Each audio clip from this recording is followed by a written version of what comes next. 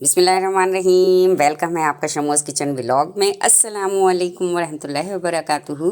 कैसे हैं आप सब? उम्मीद है खैरियत से होंगे। अल्लाह पाक आप सबको अपने हिफ्ज़-ओ-अमान में रखे, आमीन सुम्मा आमीन। आप सबकी तमाम जायज़ दुआओं को कबूल फ़रमाए, आमीन सुम्मा आमीन। तो भाई रमज़ान शरीफ तो गुज़रने वाले हैं, हमारा प्यारा मेहमान हमसे रुखसत होने वाला है। तो बस आखिरी रोज़े चल रहे हैं।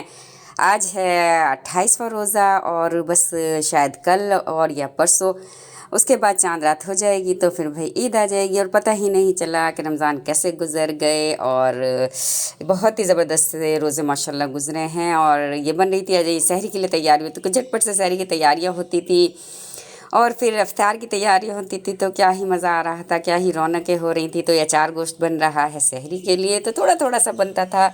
सालन भी थोड़ा थोड़ा सा बनाते थे सहरी के लिए, और वही ऐसा होता था कि बच जाता था अगले दिन भी। कितना थोड़ा थोड़ा सा भी बनाओ तो उसमें भी इतनी बरकतें रहमतें होती हैं और बहुत ही रौनकें होती हैं। रमज़ान की रौनकें तो ये महीना पता ही नहीं चलता कैसे गुज़र जाता है। और इसके आने की कितनी खुशी होती है, कितनी तैयारियाँ होती हैं।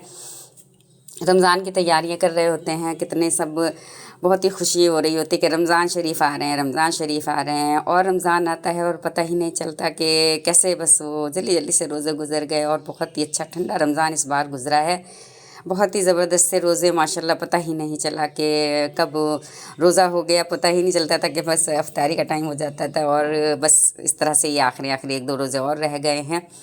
तो सहरी के लिए बनती थी थोड़ा सा सालन, कुछ भुना भुना सा बना लेते थे। और उसके लिए फिर इफ्तार में कभी चावल बना लिए, कभी मैकरोनी बना लिए। तो हल्का फुल्का सा ही इफ्तार के बाद हल्का फुल्का ही कुछ खाया जाता है। अगर इफ्तार अच्छी तरह से कर लेते हैं तो फिर उसमें खाना भी नहीं खाया जाता है शाम रात में, ये होता है।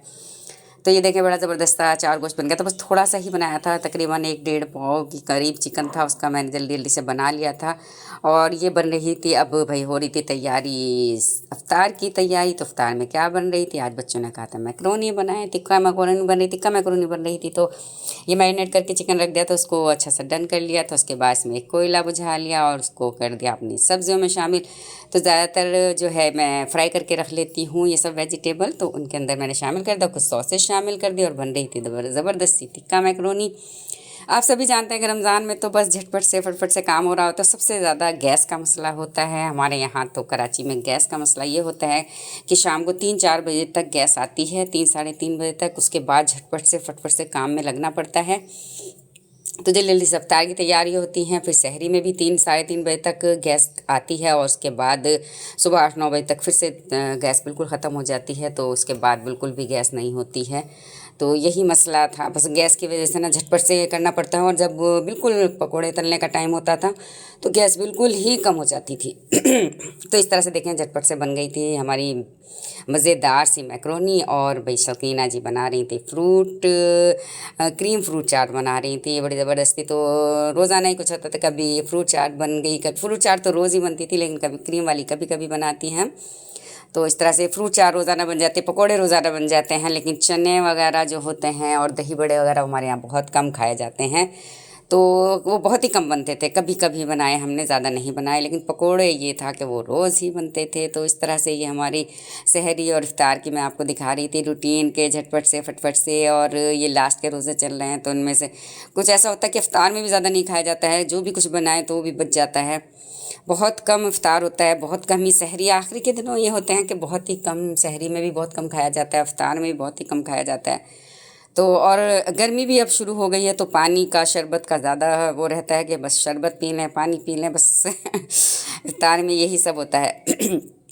तो बन गई थी बड़ी ज़बरदस्ती फ्रूट चाट। और ये टिन के फ्रूट्स इसमें ये शामिल कर रही हैं। और बड़ी ही मज़े की क्रीम चाट बनी थी माशाल्लाह अल्हम्दुलिल्लाह।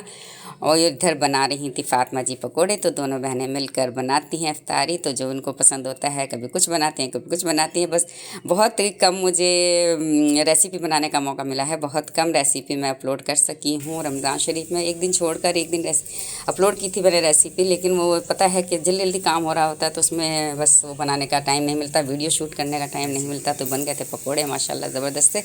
तो छोटा सा है ये व्लॉग समझ लें, रेसिपी समझ लें, जो भी समझ लें, बहुत छोटे से मैंने वीडियो बनाई है। फुल वॉच कर लीजिएगा, लाइक ज़रूर करिएगा और फैमिली फ्रेंड्स में शेयर करिएगा और अच्छा सा कमेंट ज़रूर करिएगा। अपना फीडबैक मुझे दीजिएगा कमेंट करके कि कैसी लगती है आपको मेरी रेसिपी, कैसा लगता है व्लॉग। तो ये बन रहे थे पकोड़े, आलू के जो चंदे वाले पकोड़े होते हैं वो तो हर घर घर में बनते हैं, लाजमी बनते हैं। और ये मिक्स पकोड़े भी बड़े ज़बरदस्त बनाए थे फातिमा जी ने।